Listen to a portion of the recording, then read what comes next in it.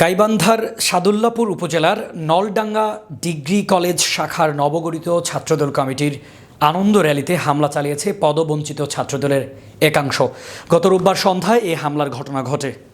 স্থানীয় ও দলীয় সূত্রে জানা যায়, সম্প্রতি নলডাঙ্গা ডিগ্রি কলেজ ছাত্রদল শাখার কমিটি ঘোষণা করেন কেন্দ্রীয় ছাত্রদলের সভাপতি রাকিবুল ইসলাম রাকিব ও সাধারণ সম্পাদক নাসির উদ্দিন নাসির। এতে রেজাউল করিমকে সভাপতি ও রাকিবুল ইসলাম রাকিবকে সাধারণ সম্পাদক করে 14 সদস্যের নলডাঙ্গা ডিগ্রি কলেজ ছাত্রদল শাখার কমিটি ঘোষণা করা হয়। ঘোষিত কমিটির নেতৃবৃন্দ রোববার সন্ধ্যায় স্থানীয় শহীদ মিনার থেকে একটি আনন্দ র্যালি বের করে।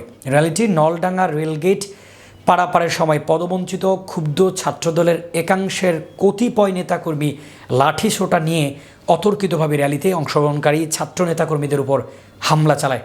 নবগঠিত কমিটির সাধারণ সম্পাদক রাকিবুল ইসলাম রাকিব বলেন, সাদুল্লাপুর উপজেলা ছাত্রদলের সদ্য বহিষ্কৃত যুগ্ম আহ্বায়ক রুবেল মিয়া প্রভাব বিস্তার করে তার পছন্দের ও অনুগতদের নিয়ে নলডাঙ্গা ডিগ্রি কলেজ ছাত্রদলের কমিটি গঠনের চেষ্টা করেন। এতে তিনি ব্যর্থ হওয়ায় তার নেতৃত্বে পরিকল্পিতভাবে আমাদের শান্তিপূর্ণ র্যালিতে হামলা চালানো হয়। এই হামলায় 5-6 জন নেতাকর্মী আহত হয়। তাদেরকে প্রাথমিক চিকিৎসা দেওয়া হয়েছে। অভিযুক্ত বহিষ্কৃত উপজেলা ছাত্রদল নেতা রুবেল মিয়া আনীত অভিযোগ অস্বীকার করে বলেন, আওয়ামী ছাত্রলীগকে পুনর্বাসন করে নলডাঙ্গা ডিগ্রি কলেজ ছাত্রদল শাখার বিতর্কিত কমিটি ঘোষণা করায় আমি প্রতিবাদ করেছি, আর এটাই ছিল অপরাধ। নলডাঙ্গা ইউনিয়ন বিএনপির আহ্বায়ক রেজাউন নবী লেবু বলেন, নিজেদের মধ্যে এমন মারামারির ঘটনা খুবই দুঃখজনক।